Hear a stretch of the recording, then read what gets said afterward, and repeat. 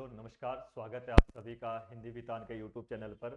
जैसे कि हम लास्ट में कल जो आपकी क्लास रही थी, मैंने आपको कहा था कि अलंकार को लेकर एक दो क्लासेस फिर रहेगी। तो हम कल आपके पास पहले शब्दालंकार पढ़ रहे थे और शब्दालंकार में हमने शुरुआत के जो दो महत्वपूर्ण अलंकार है, चाहे उसमें अनुप्रास अलंकार की बात हो, चाहे आपके पास दूसरा अलंकार श्लेष, हमने कंप्लीट कर दिया था। और मैं आपको ये भी कह रहा था कि अलंकार को जब हम पढ़ रहे होंगे तो अलंकार में आपको दो तीन चीजें ध्यान रखनी पड़ेगी। हमने इसका जो प्रीफ हिस्ट्री कह लीजिएगा या इसका जो मूल कह लीजिएगा अलंकार का, हमने कल लास्ट में कर लिया था। लेकिन मैं एक बार फिर से इसको रिपीट कर दे रहा हूं ताकि आपके पास जो नए विद्यार्थी है, मैं एक बार आपको ये तो जरूर कहूंगा कि सभी लोग एक बार जो पहला पार्ट इसका आ चुका है अलंकार का, आप उसको जरूर देख लीजिएगा। उसके बाद अगर आप दूसरे पार्ट में जाओगे तो आपके लिए बेनिफिट रहेगा। अगर आप नहीं चाहते हो पहला पार्ट देखना तो आपकी मर्जी है, लेकिन मैं ये बात आपको कह दूं कि पहला पार्ट पढ़ना या देखना बहुत जरूरी है, तभी आप अगली सीढ़ी पर जाकर पहुंच सकते हैं। तो आइए आज अपना अलंकार को फिर से शुरू करने से पहले मैं थोड़ा सा बता दूं, कल हमने जो बात की थी मैं उसके बारे में हल्का सा आपको ब्रीफ कर दे रहा हूं ताकि आप लोग जिन्होंने कल पढ़ी है क्लास वो रिकॉल कर पाएंगे। जो नए बच्चे हैं वो भी साथ साथ में इसको अपना लिंकअप करते चले जाए। देखिए, हमने कहा था कि अलंकार दो शब्दों से मिलकर बना। यहाँ पे संधि है एक, जिसको आप कहते हैं व्यंजन संधि का नियम है अलम प्लस कार, यानी कि अलम प्लस कार से मिलकर दो शब्दों से मिला कौन है? अलंकार। और मैंने कहा था अलम का मतलब है सजाना, शोभा बढ़ाना या सुशोभित करना, और कार मतलब करने वाला। यानी कि काव्य को जो सुशोभित करेगा, काव्य का जो सजावट करेगा, काव्य की जो शोभा बढ़ाती है, ऐसे तत्व को अलंकार कहा जाएगा। मैंने ये बात कल कही थी। और मैं आपको एक चीज कह रहा था, जिस प्रकार से महिला के सजावट के लिए या महिला की शोभा बढ़ाने के लिए आभूषण महत्वपूर्ण है, ठीक उसी प्रकार से आपका जो काव्य है, आपकी जो कविता है, उसकी शोभा बढ़ाने का जो तत्व है उसका नाम अलंकार हो जाएगा। इसलिए हमने ये बात कही थी। और कहीं कहीं पर यह बात कही जाती है कि अलंकार को आभूषण कहा जाना चाहिए। और मैंने एक बात कही भी थी कि आपके पास हमने ये पढ़ा था कि एक राइटर है, उस रचनाकार ने कहा था क्या है, आपके पास जो क्या बोलते हैं अलंकार है वो काव्य की आत्मा कहलाई जाएगी। ये बात हमने कल पढ़ी थी। और एक बात मैंने फिर और कही थी कि भरत मुनि का एक रचना है नाट्यशास्त्र, और उस नाट्यशास्त्र में सबसे पहले अलंकार शब्द का जिक्र किया गया था। और आपने ये भी पढ़ा था कल कि अलंकार के जब शब्द की उत्पत्ति की हम बात पढ़ेंगे, या जब कौन भरत मुनि नाट्यशास्त्र में अपनी अलंकार की बात कर रहे होंगे, तो उसमें उन्होंने चार प्रकार के अलंकार बताए थे। उसमें दीपक था, यमक था, रूपक था और उपमा अलंकार, ये चार अलंकार उन्होंने कहे थे। और मैं आपको कह रहा था कि अलंकार को पढ़ते समय आपको दो चीजें महत्वपूर्ण रूप से ध्यान रखनी चाहिए कि अलंकार आपके मुख्य रूप से तीन प्रकार के होते हैं: अर्थालंकार, शब्दालंकार और उभय अलंकार। और उसमें से हम कल शब्दालंकार पढ़ रहे थे, यानी कि ऐसे शब्द या ऐसे अलंकार जिनमें शब्दों के कारण चमत्कार उत्पन्न हो जाएगा, या ऐसे अलंकार जिनके पर्यायवाची शब्द रखने पर कहीं ना कहीं चमत्कार समाप्त हो जाता है, उन्हें शब्द अलंकार कहा जाएगा। और शब्द अलंकार के मैंने भेद कहे थे, अनुप्रास हो जाएगा, श्लेष हो जाएगा, यमक होगा, वक्रोक्ति होगा, पुनरुक्ति होगा, विवसा होगा, ये तमाम इसके उदाहरण हो जाएंगे। उसमें से कल हमने अनुप्रास को पढ़ा था।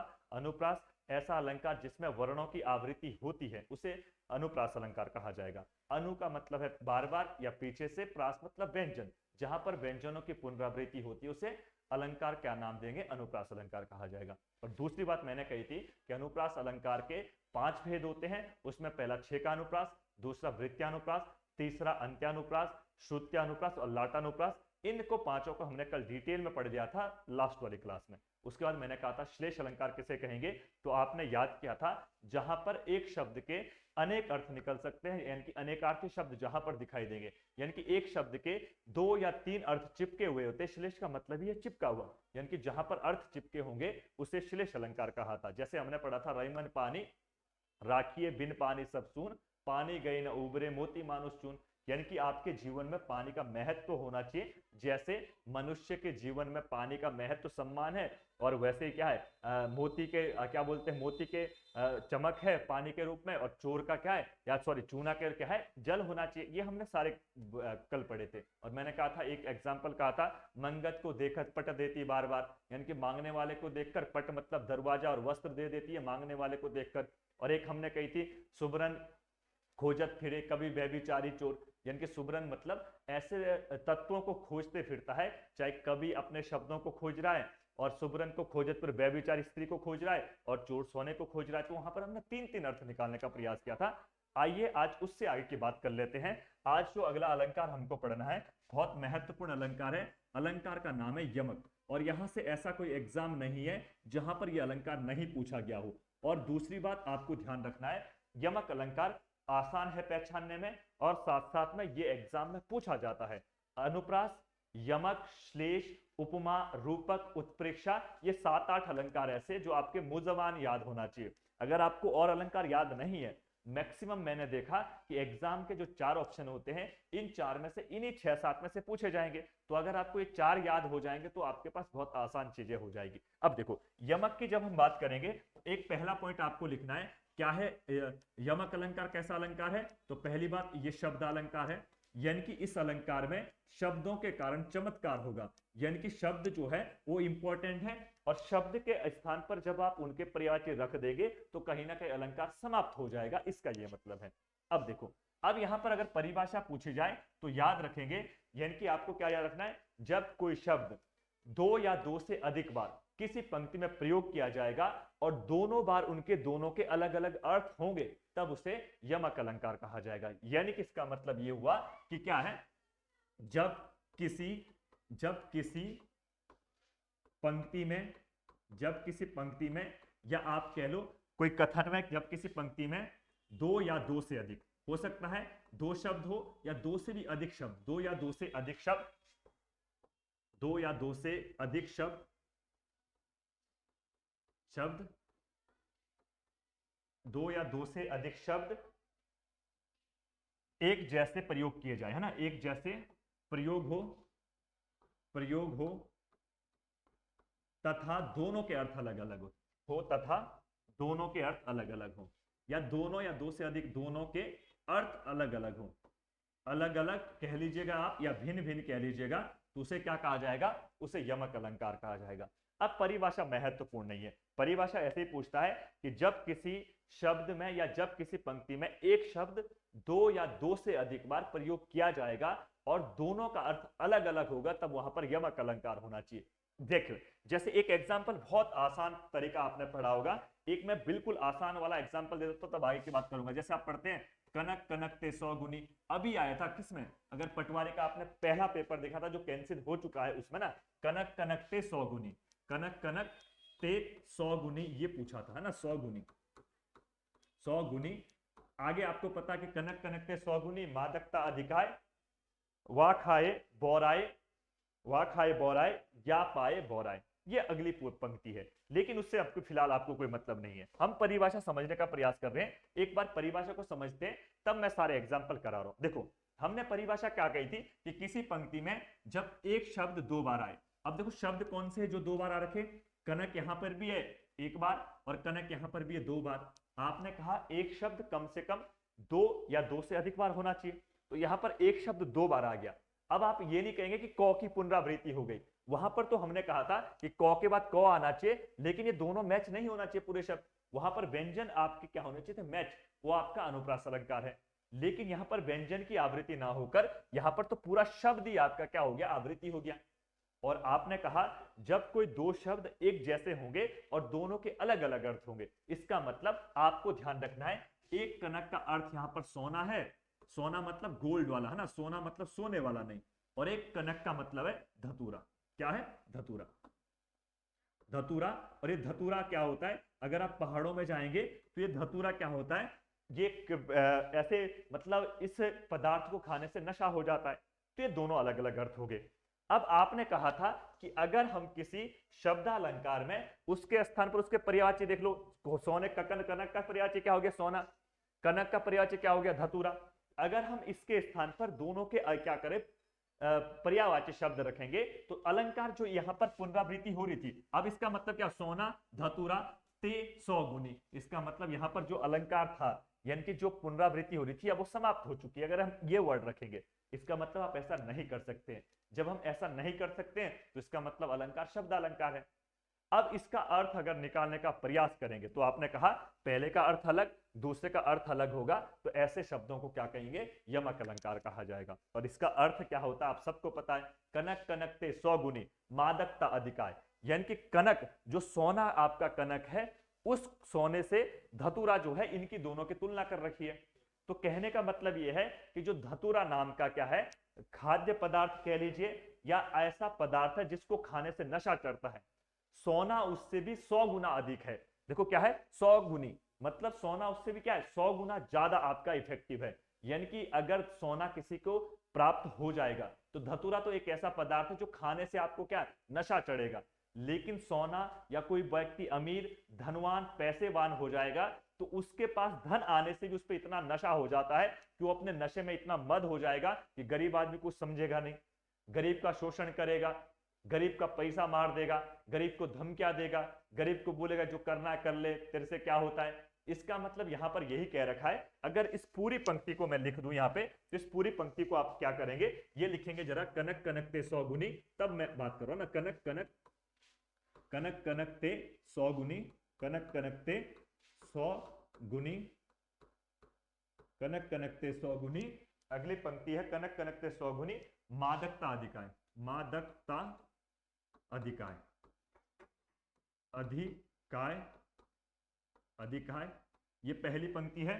दूसरी पंक्ति इसकी है, वा खाए, वा खाए बोराय, वा खाए बोराय, बोराय, वा खाए बोराय, जग, या खाए, या पाए बोराय, या पाए, है ना, या खाए नहीं बल्कि या पाए बोराय, बोराय। अब देखो इसका जो अर्थ है थोड़ा समझने का प्रयास करेंगे, क्योंकि आपके पास जो कुछ एग्जाम्पल ऐसे होते हैं जब तक आप अर्थों को नहीं समझेंगे तब तक दिक्कत होगी। अब देखो, अगर इस पहले का अर्थ मैं धतूरा निकालूं, दूसरे का मैंने कहा एक का सोना एक का धतूरा है, तो इसका नाम अगर धतूरा कह ले हम, है ना, क्या कह दे इसका, इसको यहां पर हम धतूरा मान लेते हैं, पहले वाले को ना धतूरा, धतूरा, और दूसरे का हम कह लेते, दूसरे को हम क्या कह ले, सोना कह ले। अब इसकी तुलना कर रखी है, देखो, कनक कनकते 100 गुनी मादकता अधिकाय, यानी कि कनक नाम का जो धतूरा है, इस धतूरे से सोना 100 गुना अधिक मादक पदार्थ है या अधिक नशा है। यानी कि जितना नशा धतूरे को खाने से होता है, कहते हैं कि अगर आप धतूरे का सेवन करेंगे तो आपको नशा चढ़ जाएगा, जैसे अल्कोहल पीने से नशा चढ़ता है ना, ड्रग्स लेने से नशा चढ़ता है, ऐसा ही एक पदार्थ है पहाड़ों में मिलता है कि अगर धतूर को खाएंगे तो नशा चढ़ेगा। तो अगर आप इस धतूरे को खाएंगे तो ये सोना से भी ज्यादा इफेक्टिव नहीं है, बल्कि सोना इससे ज्यादा इफेक्टिव है। तो कहने का मतलब ये है कि जो आपके पास सोना है ना, अगर किसी व्यक्ति को सोने की प्राप्ति हो जाए तो धतूरे से भी ज्यादा नशावान है। कैसे, इसने कह रखा है, वा खाए बोराए जग, यानी कि जग मतलब संसार, यानी कि धतूरा तो एक ऐसा पदार्थ है अगर आप खाओगे आपको तब नशा चढ़ेगा, खाने से तो नशा चढ़ रहा है। लेकिन आगे कह रखा है, या पाए बोराए, लेकिन जो ये सोना है ना, इसको तुम खाएंगे भी नहीं, अगर तुमने सिर्फ इसको पा दिया, इसको तुमने क्या एक्सेप्ट कर दिया, आपके पास सोना आ गया। यहां से सोने का मतलब है पैसे से, धनवान से, कि धतूरा तो खाने से इंसान पगला जाएगा, लेकिन सोना एक ऐसी चीज है, या पैसा एक ऐसी चीज है, तुम खाओ भी नहीं पैसे को, अगर तुम्हारे पास बहुत करोड़ों रुपए एक साथ आ जाएंगे तो उसको पचाना बहुत मुश्किल है, तो तब भी तुम पागल हो जाओगे। इसलिए अगर धतूरे को खाएंगे थोड़ी देर तक, जब तक नशा रहेगा तब तक आप पगलाओगे, और नशा उतरने के बाद आप बिल्कुल वैसी स्थिति में आ जाएंगे। लेकिन पैसे का नशा, धन का नशा, या बलवान का नशा जो है, ये इतना रहता है, तभी तो कहते हैं कि इसकी आंख में तो चर्बी आ गई। मतलब धन के प्रति चर्बी का मतलब है, चर्बी ये नहीं कि आंख मोटी हो गई चर्बी आने का, उसका मतलब ये है कि आपको कुछ नहीं दिख रहा है, गरीब को लूटेंगे, गरीब का पैसा मार लोगे, गरीब का ये करोगे, ये होता रियल में। तो यहां पर यही कहने का प्रयास कर रखा है। अगली पंक्ति देखो क्या है, तो पर वारी उर्वशी, ये भी महत्वपूर्ण, एग्जाम में बार बार पूछता है ना, तो पर वारी उर्वशी, तो पर वारी, तो पर वारो उर्वशी, उर्वशी, तो पर वारी उर्वशी, सुन राधिके सजान, सुन राधिके सजान, राधिके सजान, सजान, सजान। अगली पंक्ति है इसकी, तो पर वारी उर्वशी, सुन राधिके सजान, तू मोहन की उर्वशी, तू मोहन, तू मोहन की उर्वशी, तू मोहन की उर्वशी, तू मोहन की उर्वशी, इसी पंक्ति में आगे है हवे उर्वशी समान, हवे उर्वशी समान, उर्वशी समान। अब देखो, अगर यहां पर आप देखेंगे हमने क्या कहा था कि यमक अलंकार में दो या दो से अधिक बार अगर आपको कोई शब्द दिखाई देगा तो उसे क्या कहेंगे, उसे कहा जाएगा कौन सा अलंकार, यमक अलंकार। अब देखो कौन से शब्द आपको दो या तीन बार दिख रहे हैं, देखो एक उर्वशी यहां पर दिख रहा है एक बार, और एक उर्वशी यहां पर दिख रहा दो बार, एक उर्वशी यहां पर दिख रहा तीन बार। अब इन तीनों के अलग अलग अर्थ होंगे। जैसे अगर मैं एक बार अर्थ निकाल दूं, इस अर्थ का, इस उर्वशी का नाम है अप्सरा, जो है ना अप्सरा नाम की उर्वशी है एक, इसका नाम वो है। और दूसरी उर्वशी का मतलब है, अगर आप बात करेंगे हृदय से है, हृदय है ना, हृदय है। और तीसरी उर्वशी का मतलब है, अगर तीसरी उर्वशी का आप देख करेंगे, तीसरी उर्वशी का है उर्वशी, एक इसका अर्थ होता है आभूषण है एक गले में बांधा ना, आभूषण, आभूषण, इसका मतलब आभूषण है।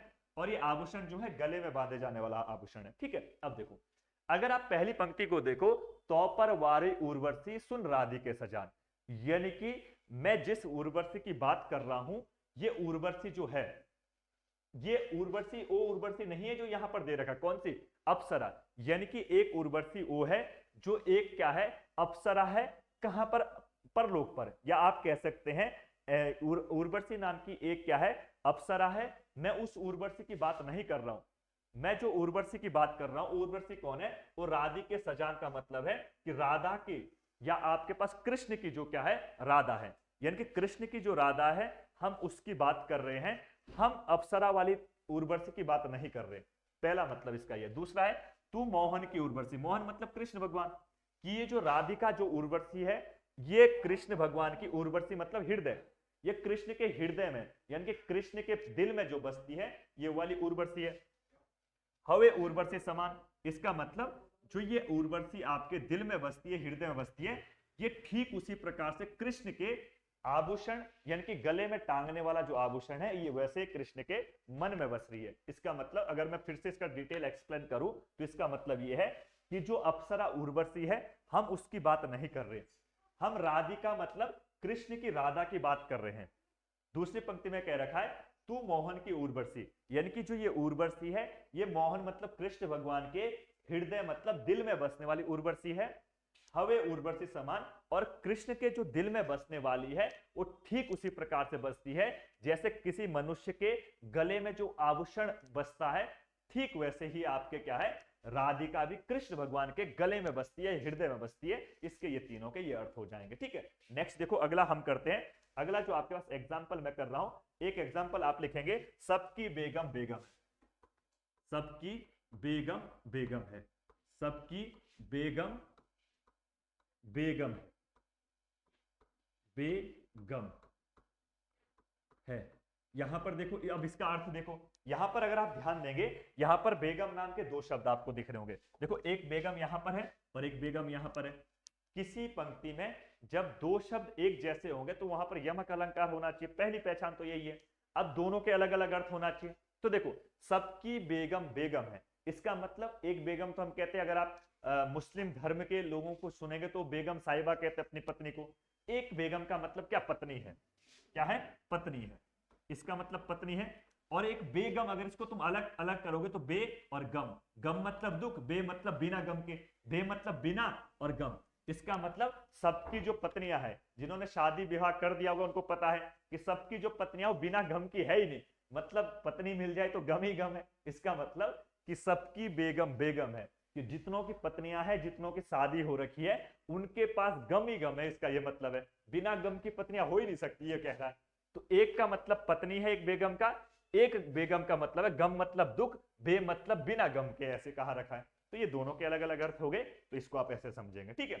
अगली पंक्ति एक और महत्वपूर्ण है, सूर सूर तुलसी शशि, तू सूर सूर तुलसी शशि, तुलसी शशि उड़गन केशव दास, है ना, तुलसी शशि।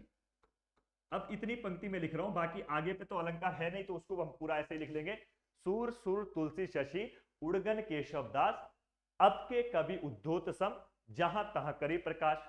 अब इसका अर्थ क्या है, आपको सिर्फ जहां पर अलंकार में वहां पर बता दे रहा हूं। देखो एक सूरदास, यहां पर सूर आ गया, एक सूर यहां पर है, अब देखो यहां पर कह रखा है सूर सूर तुलसी शशि। पहला सूर का मतलब है सूरदास और इस सूर का मतलब है सूर्य। अब देखो, और शशि मतलब सबको पता, शशि मतलब क्या होता है? चंद्रमा। चंद्रमा, ये हो गया इसका अर्थ। अब देखो, सूर सूर तुलसी शशि उड़गन केशव दास अब के कवि उद्योत सम जहां तहां करी प्रकाश। इसका मतलब यह है कि हिंदी साहित्य में जब हम साहित्यकारों को पढ़ेंगे या हिंदी साहित्य के कवियों को जब पढ़ा जाता है तो कहा जाता है कि हिंदी साहित्य अगर ब्रह्मांड के जैसा देखा जाए तो हिंदी साहित्य में जो सूरदास नाम का कवि है, जिस प्रकार से ब्रह्मांड में सूर्य सबसे ज्यादा प्रकाश करता है, ठीक उसी प्रकार से हिंदी साहित्य में सर्वाधिक प्रकाश करने वाला सूर्य के समान सूरदास है। ये इसका मतलब है। और सूर्य के बाद अगर कोई दूसरा व्यक्ति है जो जिसका प्रकाश अधिक है, वो चंद्रमा का है। ठीक उसी प्रकार से हिंदी साहित्य में सूरदास के बाद कौन महत्वपूर्ण है? तो आपका तुलसीदास है। उड़गन केशव दास, और केशव दास जो है उसको हम उड़गन मतलब होता तारे, केशव दास तारे के समान है। अब के कवि उद्योत सम, उद्योत मतलब होता है जुगनू, या आप कह सकते उद्योत मतलब जुगनू, कि अब के जो कवि है उद्योत के समान है। उद्योत मतलब जुगनू के समान है। जुगनू बहुत दूर होते हैं और कम चमकते हैं और उनका प्रकाश कम होगा। अब के कवि कैसे? उद्योत के समान है, यानी कि जुगनू के समान है। जहां तहां करे प्रकाश, कहीं कहीं पर जैसे जुगनू का प्रकाश पड़ता है, ठीक उसी प्रकार से हिंदी साहित्य में भी और कवियों की थोड़ी थोड़ी थोड़ी महत्व रहता है।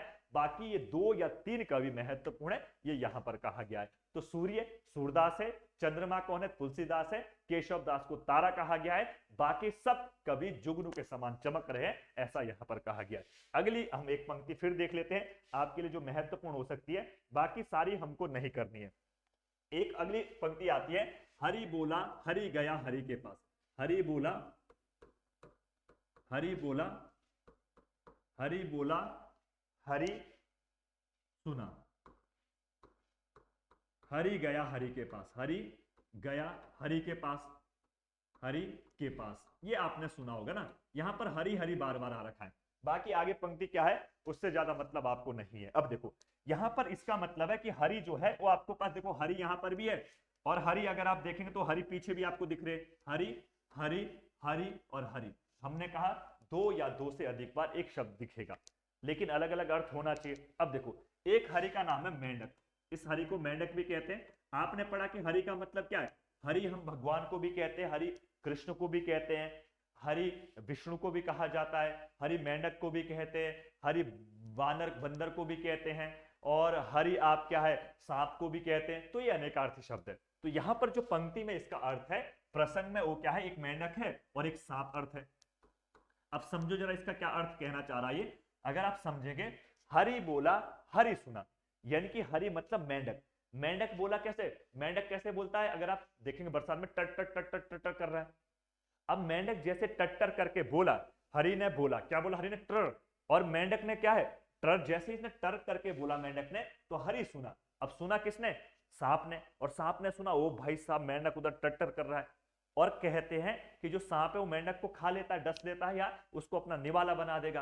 कि हरि बोला, मेंढक बोला, तो मेंढक सुना किसने? सांप ने। अब आगे की पंक्ति क्या है? हरि गयो हरि के पास। जैसे ही मेंढक को किसने? इस सांप ने सुना, तो सांप क्या किया? सांप इस मेंढक के पास चला गया। अब देखो किसी का कोई शिकार है, एक बात आप कहो, अगर यहां पर देखो एक शेर है और इधर कोई दूसरा जानवर है, बकरी है या हिरन है, तो अगर हिरन को कौन बाघ देखेगा तो बाघ हिरन के पास जाएगा। ठीक वैसे प्रकार से जब मेंढक की आवाज सुनी सांप ने, तो सांप क्या किया? इस हरि के पास गया इसको खाने के लिए। तो यहां पर यह बताया गया है कि जैसे मेंढक को टर करते हुए किसने? सांप ने सुना, तो सांप उसके पास, उसको शिकार के रूप में उसके पास चला गया, लेकिन वो उसके बाद छिप जाता है बिल में या कहीं पर भाग जाएगा। वो आगे का प्रसंग है, उससे हमको ज्यादा लेना देना है नहीं फिलहाल, है ना। ये हमारा काम यहीं से हो जाएगा। अगली पंक्ति देखो, एक आपने पढ़ा होगा काली घटा का घमंड घटा, है ना। ये आपने पढ़ा होगा काली घटा का घमंड घटा। ये पंक्ति भी महत्वपूर्ण एग्जाम में आती है। काली घटा का घमंड घटा, का घमंड घटा, घमंड घटा, काली घटा का घमंड घटा। ये पंक्ति आपने बहुत बार सुनी होगी। नवमंडल, नवमंडल, नवमंडल, काली घटा का घमंड घटा, नवमंडल, तारक वृंद जले, तारक वृंद जले, है ना। वृंद बृंद जले। अब देखो इसमें अगर आपको अर्थ जानना है, खिले, बृंद जले या खिले, है ना, खिले होना चाहिए। अब देखो इस पंक्ति को अगर आप पढ़ेंगे तो पहला देखो दो जगह आपको घटा दिख रहा है। अगर आप इस पंक्ति को जब तक आप ये नहीं समझेंगे कि यहाँ पर दो शब्द कौन से, देखो घटा यहाँ पर भी है और घटा यहाँ पर भी है। और मैंने कहा था कि किसी पंक्ति में अगर कोई शब्द दो बार आपको रिपीट जैसा दिख रहा है तो वहां पर यमक होना चाहिए। अब देखो काली घटा का घमंड घटा, पहली घटा का मतलब यहां पर है बादल से, क्या है, बादल से है। और एक घटा का मतलब है कम होना। अब देखो यहां पर क्या कह रखा है कि काली घटा का घमंड घटा, यानी कि जो काले काले बादल जो आसमान में छाए हुए थे, जैसे आजकल मौसम कभी खराब हो रहा कभी धूप लग रही है, वही वाला प्रसंग है कि जब आपके पास काली घटा यानी कि काले जो बादल थे उनका घमंड ईगो तब कम हुआ, घटा मतलब कम, नव मंडल तारक वृंद खिले, जब नव मतलब आकाश में, जब आकाश में क्या है बादलों को अपने पे बड़ा गर्व था, अपने पे अहंकार था, अपने पे घमंड था कि हम बरसात होकर नीचे तहस नहस कर देंगे। लेकिन उनका घमंड तब घटेगा या उनका घमंड ईगो तब कम होगा जब क्या होगे, नव मतलब आकाश में तारे खिल जाएंगे। और तारे तब खिलते हैं जब बादल छटने शुरू हो जाते हैं। जैसे तारा एक निकलेगा तो हमारे पूर्वज क्या कहते थे अब मौसम साफ होने वाला है, उनको कैसे पता चला कि मौसम साफ होगा, क्योंकि उनको पता है कि तारा आने के बाद बादल स्वयं छटने शुरू हो जाएंगे। इसका मतलब यह कह रखा है कि काली घटा यानी कि काले काले बादलों का तब आपका अहंकार कम होगा जब नभ मतलब आकाश में, और आकाश में कौन है, अब तारे खिलने शुरू हो चुके हैं, अब आपके काले बादलों का अहंकार स्वतः खत्म हो जाएगा। इसलिए हम कहते हैं कि कभी व्यक्ति को घमंड नहीं करना चाहिए कि आपसे भी ऊपर को बहुत सारे लोग हैं। जैसे हमको लगता है कि आज हम बहुत महत्वपूर्ण पद पर है या हमने बहुत अचीवमेंट ले लिया, तो बेटा कल किसी के पास दूसरे के पास पद ट्रांसफर हो जाएगा। तो ये कभी नहीं सोचना चाहिए कि मेरे पास पद अगर आ गया मैं इसका दुरुपयोग कर लूं, या मेरे पास धनवान मैं पैसेवान हो गया तो मैं किसी दूसरे गरीब को दबा दूं। हो सकता है ये सत्ता परिवर्तन होती रहती है या आपकी पावर कभी कुछ दिन बाद चली जाएगी, तो जब ये चीजें जाती है तो बाद में तब पछताने की बात आएगी ना। आप सब लोग जानते हैं, इसलिए कभी भी किसी का शोषण नहीं करना चाहिए या किसी के ऊपर अपना पावर का अहंकार नहीं होना चाहिए, ठीक है, क्योंकि बादलों का भी अहंकार नहीं रहा। और आप देखते कि रावण भी अपना अहंकार में इतना था कि एक दिन राम आकर उसको क्या करेगा, हरा देगा और समाप्त हो जाएगा। तो अहंकार नहीं रहता, ये कहने का मतलब है। अगली पंक्ति में कह रहा हूं, हरि हरि रूप दियो नारद को, ये भी महत्वपूर्ण है ना, हरि हरि रूप दियो नारद को, हरि हरि रूप दियो नारद को, रूप दियो नारद को। अब देखो नारद को, अब इसमें अगली पंक्ति और है आगे, लेकिन उसको छोड़ दीजिएगा, फिलहाल हम इतना ही पढ़ना है। देखो हरि हरि, अब मैंने पहले कहा था हरि बोला हरि सुना हरि गए हरि के पास, मेंढक बोला और सांप ने सुना, मेंढक के पास सांप गया, ये पहली पंक्ति थी। लेकिन यहां पर हरि हरि के अब दूसरे अर्थ हो जाएंगे, जैसे हरि बोला हरि सुना हरि गया हरि के पास। यहां पर हरि के दो अर्थ अलग अलग है। एक हरि का मतलब क्या है, तो आप कहेंगे एक हरि का मतलब यहां पर है हरि हरि रूप दियो नारद को, यानी कि हरि मतलब विष्णु है, और एक हरि का मतलब है बंदर, यहां पर है ना, ये देखो इसके दो अर्थ हो गए, अलग अलग अर्थ हो गए। अब ये प्रसंग में आपको थोड़ा समझा देता हूं कि एक विवाह चल रहा है, और विवाह में क्या है, राजकुमारी बहुत सुंदर राजकुमारी है, और सुंदर राजकुमारी का विवाह जब होगा तो विवाह करने की अब ठान रहा कौन, मन में नारद। और नारद को कहते हैं कि सृष्टि के निर्माता नारद है, और विष्णु भगवान देखने में बहुत सुंदर है, और विष्णु के उपासक कहा जाता नारद को। अब जब विष्णु के उपासक कौन है, नारद भगवान है, तो विष्णु ने क्या कहा, विष्णु ने कहा कि हे नारद तुम मेरे क्या है उपासक हो, तो तुमको क्या है सृष्टि के कल्याण में भाग लेना चाहिए। अब नारद का मन क्या है, नारद का मन कर रहा कि इतनी सुंदर कन्या राजकुमारी मैं इससे विवाह कर लूं, ठीक है, जैसे होता है सबके नॉर्मल जीवन में, आपके सामने से सुंदर कन्या चली जाए, आपके सामने से एक खूबसूरत लड़की चली जाए, तुम्हारे मन में अगर एक बार ऐसी फीलिंग ना आए काश, है ना ऐसे, या तुम्हारे सामने से ऐश्वर्या राय चले जाए, प्रियंका चोपड़ा चले जाए, है ना, तुम्हारे सामने से आलिया भट्ट चली जाए, तो एक बार तुम मन में आएगा काश मेरी शादी इसी से करवा दो। वही प्रसंग अब किसके मन में चल रहा है, नारद के मन में। जब वो सुंदर राजकुमारी को देखेगा, अब नारद के मन में आ गए शादी करने वाली फीलिंग कि शादी करता हूं मैं भी, अब कब तक कंवारा रहूं, क्योंकि नारद तो कंवारा है। तो नारद ने क्या कहा विष्णु भगवान को कि अब अगर मैं अपना ये चोटा पहन के जाऊंगा साधु ब्राह्मण वाला वेश, तो पता नहीं रानी मेरे को क्या कर देगी, रिजेक्ट कर देगी। रिजेक्ट का डर सबको रहता है। जैसे तुम पहले दिन किसी लड़की को मिलने गए होंगे जब, है ना, तब बिल्कुल बाल कटाकर, बाल खड़े करके, है ना, बिल्कुल दाढ़ी दूढ़ी अच्छे से बनाकर, चश्मा पहनकर, बिल्कुल अपने में परफ्यूम डालकर कि भाई साहब रिजेक्ट ना कर दे। वही वाला डर किसको है? नारद को है। अब नारद ने क्या सोचा कि मैं ऐसे करता हूं कि जो विष्णु भगवान है उसका तो मैं सेवक उपासक हूं, और विष्णु देखने में इतना सुंदर शानदार व्यक्ति है कि जिसको लक्ष्मी भी नहीं मना कर पाई। जिसने लक्ष्मी माता को या रमा को पटा दिया या रमा से शादी कर दिया ना, या उसको मतलब अपने प्यार में फंसा दिया, वो विष्णु इतना खतरनाक या इतना सुंदर व्यक्ति है या इतना सुंदर अवतार है या ईश्वर है, जो भी हम कहना चाहें। नारद ने कहा कि हे विष्णु, मुझे अपना अवतार दे दो। बोला कि भाई तेरे को मेरी अवतार की क्या जरूरत पड़ गई? तो बोला मैं शादी करने जा रहा हूं, अब विवाह कर लेते, कब तक हम भी अकेले रहे, खाना खुना तो बना देगी, कपड़े भी धो देगी, है ना। ये वाला प्रसंग कह रहा है कौन? नारद। तो विष्णु ने सोचा मन पे कि अगर तो नारद को अपना रूप नहीं दूंगा ना तो नारद हो जाएगा क्या? नाराज। नारद क्या कहेगा कि ये बताओ भाई विष्णु जी या भगवान, मैंने हर समय आपकी सेवा करी और आपका छोटा सा सेवक क्या मांग रहा है? आपका रूप मांग रहा है, आप दे नहीं रहे मेरे लिए। तो विष्णु ने सोचा कि इसको मैं हरि का रूप दे देता हूं, लेकिन हरि अपने वाला रूप नहीं, हरि कौन सा? ये बंदर वाला रूप दे देता हूं।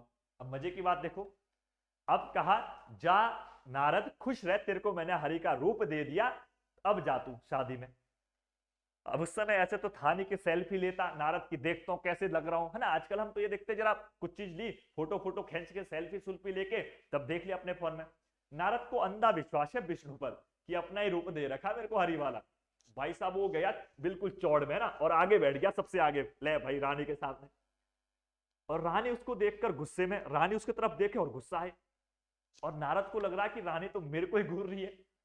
अब रानी इसलिए उसको घूर रही थी कि जो ये बंदर है ना, ये रूप हरि का रूप कौन सा? बंदर वाला। कि मेरे इतने बुरे दिन आ गए रानी के, मैं इतनी खूबसूरत हूं, ये बंदर भी मेरे विवाह मेरे से शादी करने आ रखा है। नारद को जैसे रानी देखे, बंदर और खड़ा खड़ा करके देख रहा रानी को। रानी को बड़ा गुस्सा आ रहा है, और रानी ने क्या कर दिया? इस बंदर को रिजेक्ट कर दिया नारद को, और नारद बेचारा मुंह लटका के घर आ गया। तब विष्णु को बोला कि रिजेक्ट हो गया। अब विष्णु ने दो काम कर दिए, अपने सेवक को भी खुश कर दिया, और सृष्टि का जो उसको बचाने का जो काम करना था वो इसको बंदर का रूप दे दिया। तो यहां पर ये प्रसंग है, बहुत शानदार प्रसंग था ना। अगला देखो, अगला अलंकार इसमें पढ़ते हैं हम लोग, वक्रोक्ति। वक्रोक्ति अलंकार है ना, महत्वपूर्ण है वक्रोक्ति। वक्रोक्ति अलंकार अगर आप पढ़ेंगे, बहुत शानदार अलंकार है। और वक्रोक्ति अलंकार का मतलब होता है कि वक्रोक्ति मतलब वक्र प्लस उक्ति। वक्र मतलब होता है टेढ़ा मेढ़ा, और उक्ति मतलब कथन, यानी कि ऐसा कथन जो घुमा फिरा कर कहा जाए।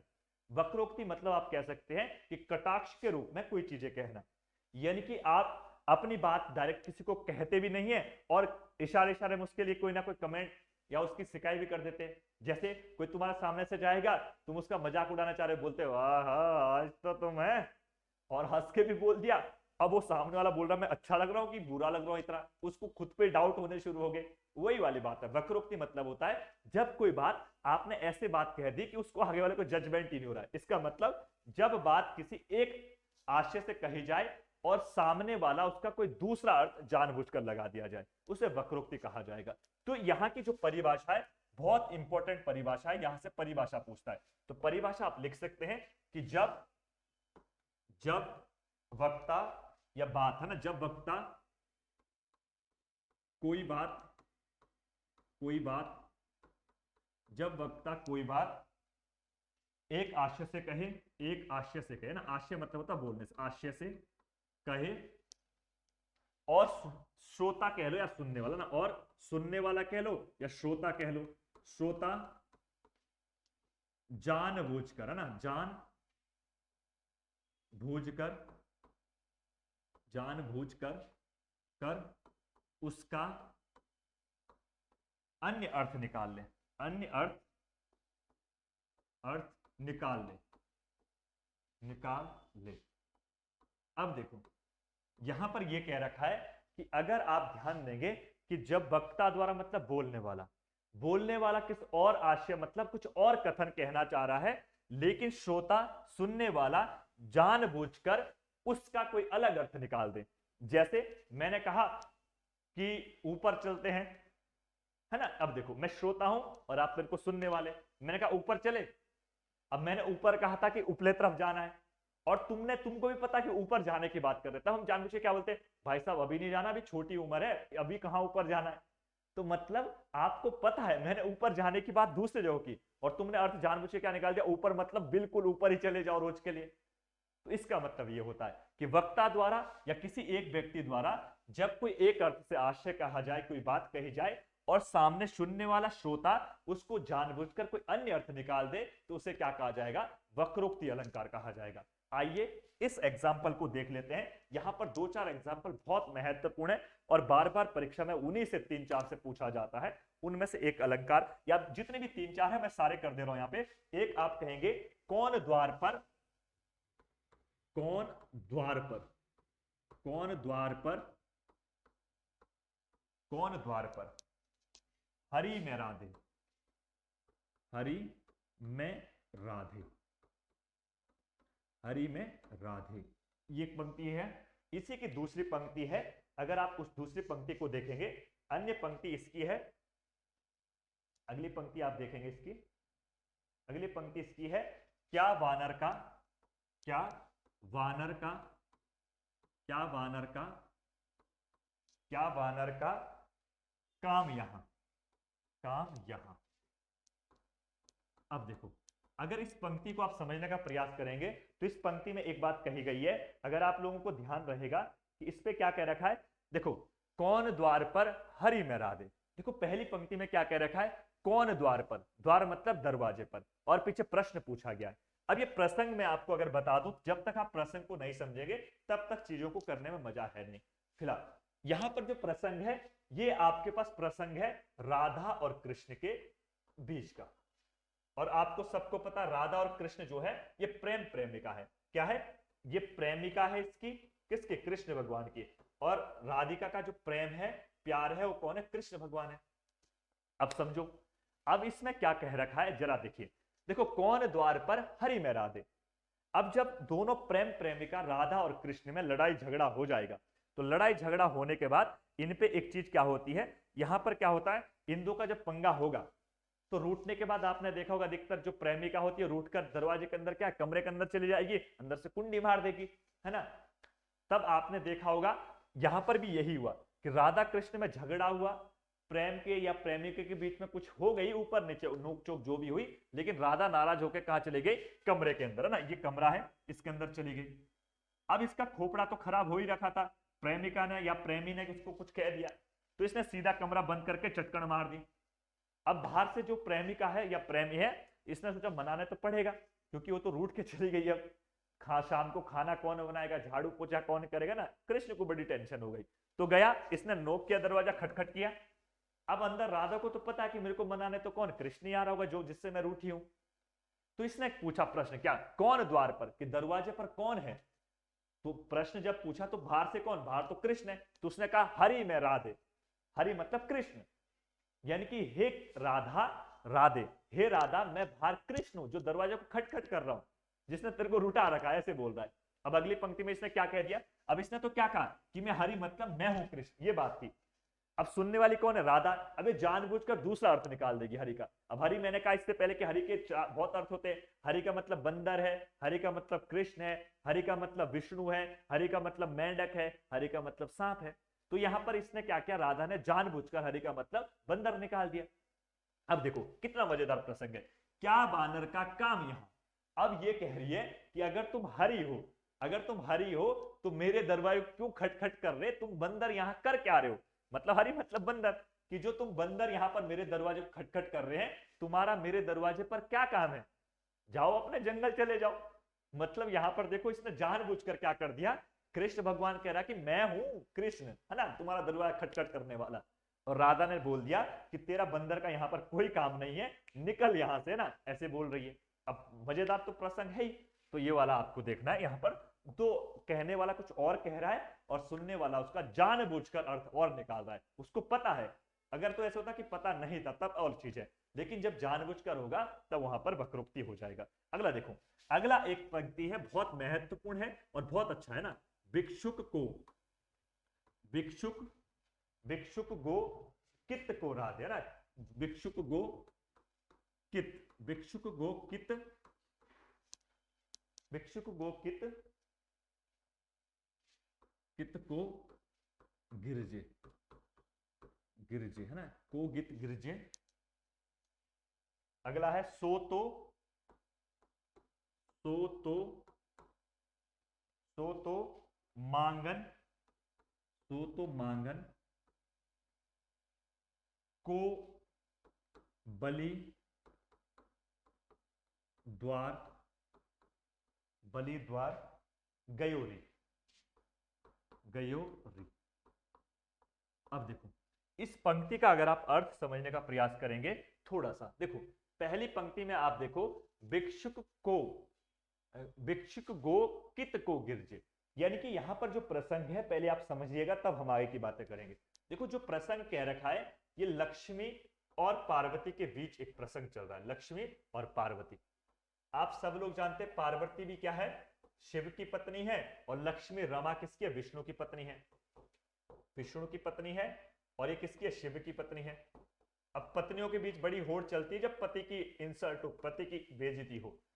ये देखो सब पत्नी अपने पति की बेइज्जतियां करती है, कोई दिक्कत नहीं है ना, लेकिन अगर कोई अन्य व्यक्ति उसके पति की इज्जत कर दे तो बेइज्जती कर दे तब बड़ा खुलता है ना, वही बात है। अब क्या हुआ, देखो लक्ष्मी जो है वो गई पार्वती के घर में, ये दोनों आपस में फ्रेंड है, दोस्त है, पक्की दोस्त। अब गिरजे का मतलब क्या है, गिर मतलब पर्वत, जे मतलब जन्म लेने वाली, यानी कि गिरजे का मतलब है पार्वती, क्या है इसका मतलब पार्वती है। अब हुआ क्या, लक्ष्मी गई पार्वती के घर में, तो उसने उससे पूछा क्या, भिक्षुक गो कित को गिरजे, हे गिरजे हे पार्वती, भिक्षुक मतलब भिखारी, इसका मतलब क्या है, भिखारी मतलब भीख मांगने वाला, भिखारी, इसका मतलब भिखारी है कि हे पार्वती जो भिखारी है वो भिखारी कहां गया।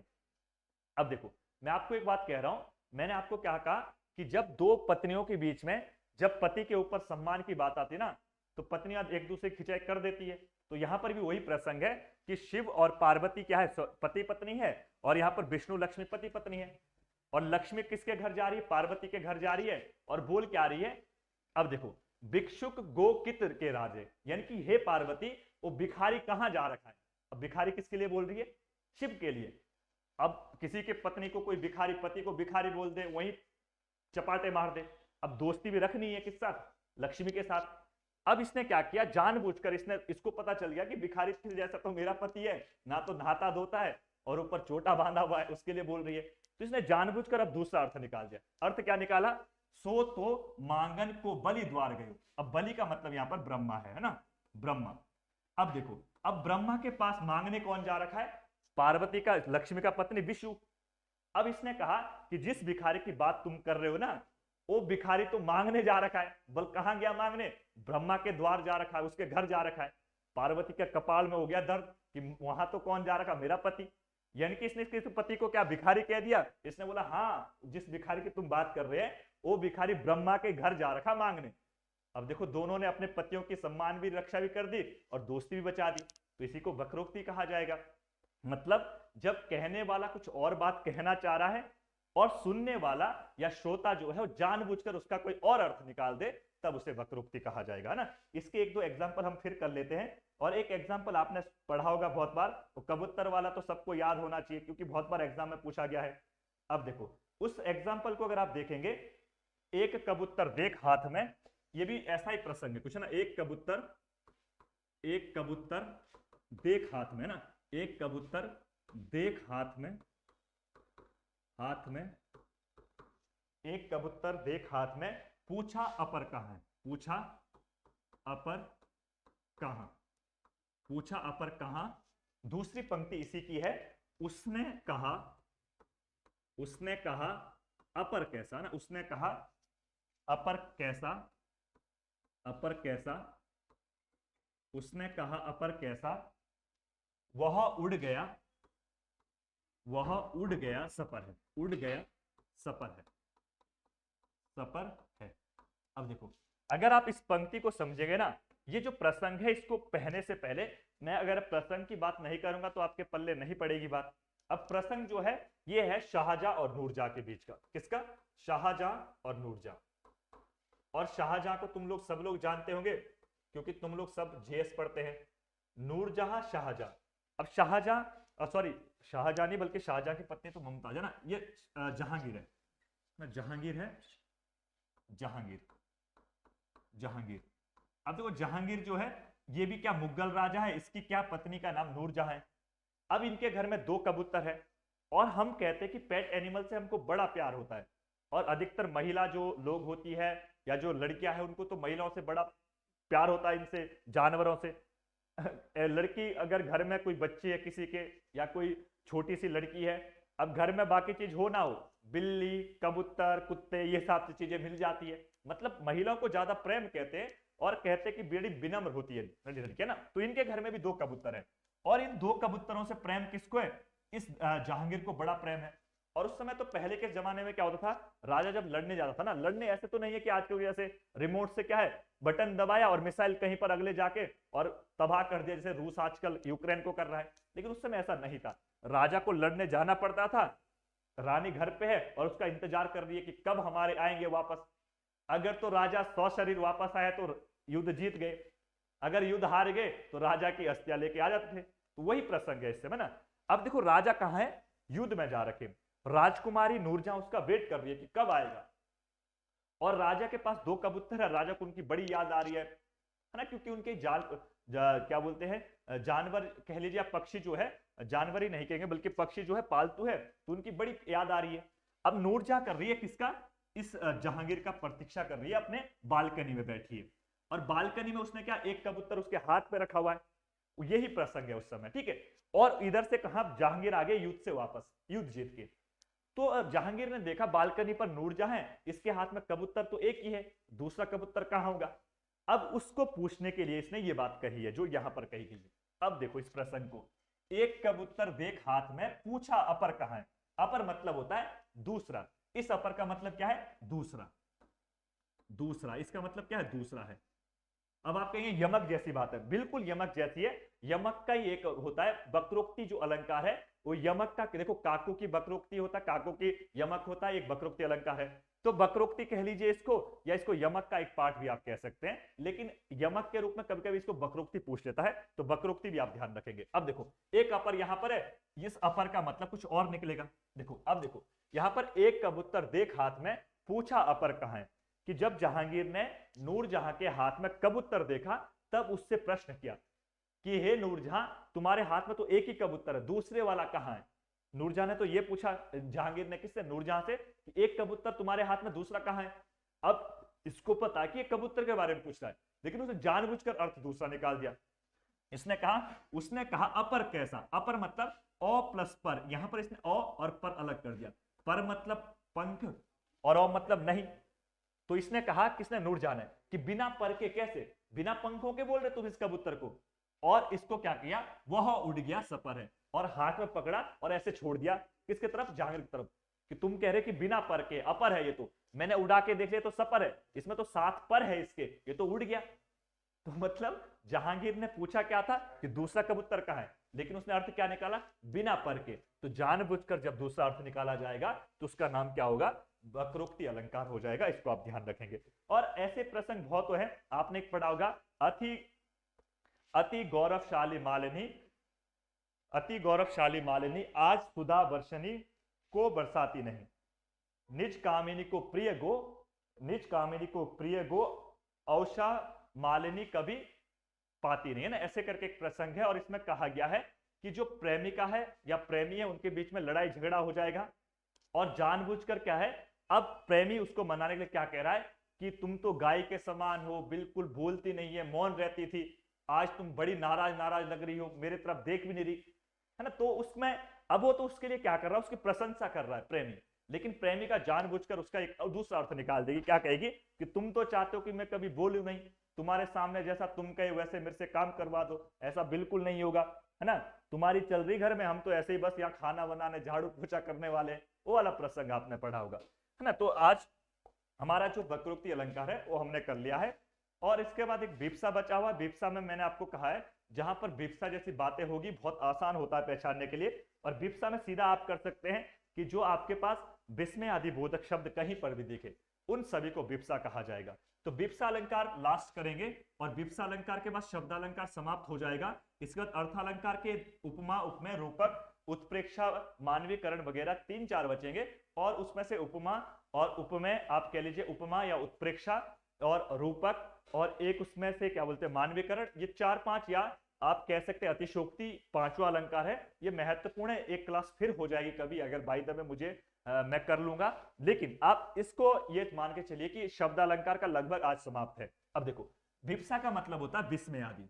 क्या मतलब है? विस्मय। और विस्मय का मतलब होता है जब आपको शौक जैसी कोई बात लगे। और विस्मय आदि बोधक आपने पहले पढ़ा है कि जहां पर आदर की बात हो, हर्ष की बात हो, उल्लास की बात हो, है ना, ये जहां पर ये सारी चीजें होगी, इन सभी को हम क्या कहेंगे? विस्मय।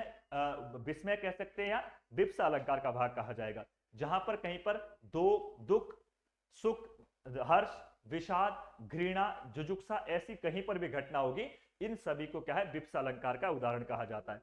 और आप ये भी कह सकते हैं कि यहां पर आपके पास विस्मय आदि चिन्ह लगे रहते हैं ना, किसी भी शब्द में विस्मय आदि चिन्ह होंगे, यहां पर भी शब्द में क्या होगा? विप्सा अलंकार होना चाहिए। अब देखो, विप्सा अलंकार को अगर हम पढ़ेंगे तो इसके बहुत ज्यादा एग्जांपल आपके पास आते नहीं है। जैसे हमने कहा, एक एग्जांपल मैं कह दूं, यहां पे लिख दूं, अरे अरे धिक्कार है तुम पे ना, अरे अरे धिक्कार, अरे अरे धिक्कार है तुम पे ना, अरे अरे धिक्कार है तुम में, ऐसे में कह लूं तो इसका मतलब यहां पर मैंने क्या कह दिया?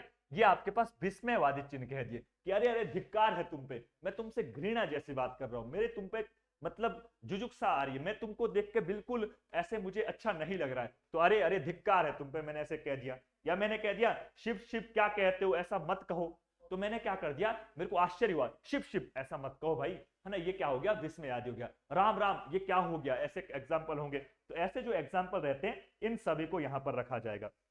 और इस जो विप्सा अलंकार है, इसका एक और नाम आता है, इसको पुनरुक्ति अलंकार भी कहा जाता है। क्या कहते हैं? पुनरुक्ति अलंकार भी कहा जाता है। और पुनरुक्ति का मतलब होता है कि जब किसी पंक्ति में या जब किसी कथन में एक शब्द दोबारा रिपीट होगा, लेकिन आपको अंतर समझना पड़ेगा। पुनरुक्ति और यमक अलंकार में दोनों में छोटा सा अंतर है। यमक में देखो, हमने कहा था यमक में दो शब्द होंगे लेकिन दोनों के अलग अलग अर्थ होंगे, लेकिन पुनरुक्ति में दो शब्द तो होंगे लेकिन दोनों के अर्थ एक समान देंगे। जैसे मैं एक एग्जांपल कहता हूं, मधुर मधुर होकर दीपक जल, है ना, मधुर मधुर मधुर मधुर मधुर मधुर मेरे दीपक जल, ये पंक्ति आपने पढ़ी होगी, ये पुनरुक्ति अलंकार की है। और इधर को मैं कह दूं कनक कनकते सौगुनी, कनक कनकते सौगुनी, ये देखो, आप देखो दोनों में स्थिति एक समान है। यहां पर देखो मधुर के बाद मधुर आपको दिख रहा है, यहां पर देखो कनक के बाद आपको कनक दिख रहा है, लेकिन अर्थ कैसे अलग अलग पहचानना है। मैंने कहा पुनरुक्ति अलंकार में जब एक शब्द दोबारा रिपीट होगा लेकिन अर्थ दोनों के एक समान है, इसका अर्थ भी वही है, इसका अर्थ भी वही है, तब पुनरुक्ति है। और जब किसी शब्द की पुनरावृत्ति होगी लेकिन पहले का अर्थ अलग है, दूसरे का अर्थ अलग है, तब पुनरुक्ति ना होकर यमक हो जाएगा।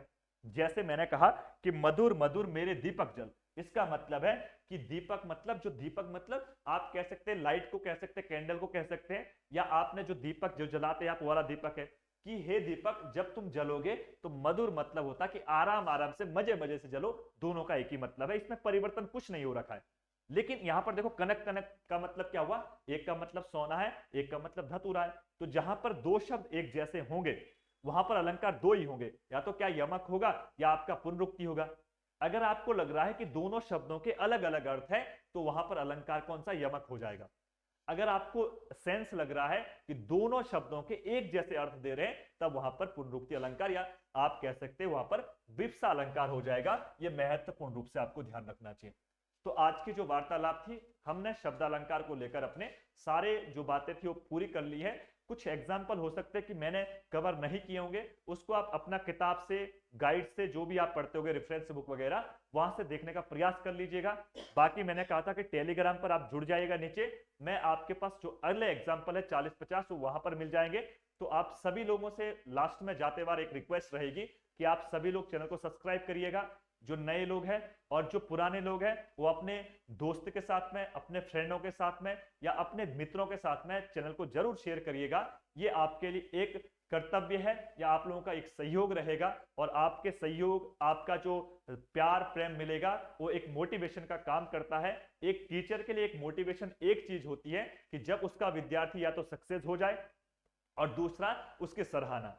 और आपको मैंने बहुत बार कह रखा है, अगर किसी टीचर से उसका 100% निकलवाना है तो उसकी झूठी मूठी तारीफ कर दो, है ना। अगर तुम तारीफ नहीं करेंगे तो गुरुजी सोचेंगे यार मैं 100% क्यों दूं। और जब गुरुजी 100% देगा तो इसका मतलब वो आपके पास ऐसे फैक्ट फंसा देगा कि आपको और बहुत ज्यादा पढ़ने की जरूरत नहीं है। इसीलिए मैं ये नहीं कह रहा हूं कि तुम मेरे लिए अच्छा करो, कहीं पर भी पढ़ो तो किसी से पढ़ो, एक सबसे अच्छा काम है कि आप उसको पॉजिटिव चीज दो, और जब पॉजिटिव चीज जाती है तो वहां से आउटपुट आने बहुत लाजमी है। जैसे आपने पढ़ा होगा जब आप छोटे बच्चे थे और आपका टीचर क्या होता था, आपको पता है उसको कि तुमने गलत लिखा, तुमको कुछ नहीं आता है, तुमको पूछा कि अपना नाम बताओ, तुमने कहा कि मेरा नाम रामू है, टीचर ने कहा गुड, बहुत बढ़िया, शाबाश। अब एक इसमें शाबाश वाली क्या बात है, उससे ये हुआ कि जब आपने आंसर दिया तो उसने फीडबैक के रूप में, रेनफोर्समेंट के रूप में आपको क्या है, गुड कह दिया। और रेनफोर्समेंट का मतलब ये होता है कि किसी बच्चे को जब आप एक पॉजिटिव चीज दोगे, इसीलिए हम क्या कहते हैं, छोटा बच्चा जब स्कूल जाएगा तो उसको टॉफी देते हैं, सुबह तो स्कूल जाता है तो उसको एक हैबिट बन जाती है, उसको रेनफोर्समेंट क्या मिल रहा है कि मैं स्कूल जाऊंगा तो टॉफी मिलेगी, मैं स्कूल नहीं जाऊंगा तो टॉफी नहीं मिलेगी। और आजकल तो बड़ा नया जमाना चल पड़ा है कि बच्चा रोने लग गया उसको फोन पकड़ा दो, और बच्चे को अब आदत हो गई, उसको रेनफोर्समेंट क्या मिल रहा है, फोन। जैसे उसको फोन चाहिए, रोने लग जाएगा, फोन मिल जाएगा, रोएगा नहीं तो फोन ही नहीं मिलेगा। तो ये सारी वार्तालाप होती है। ठीक उसी प्रकार से हमारे लिए भी ये चीजें काम करेगी। तो आप सब लोग क्लास को लाइक करिएगा, शेयर करिएगा, इसी उम्मीद के साथ में अगले सेशन को मिलेंगे। तब तक आप सभी का सादर धन्यवाद, नमस्कार।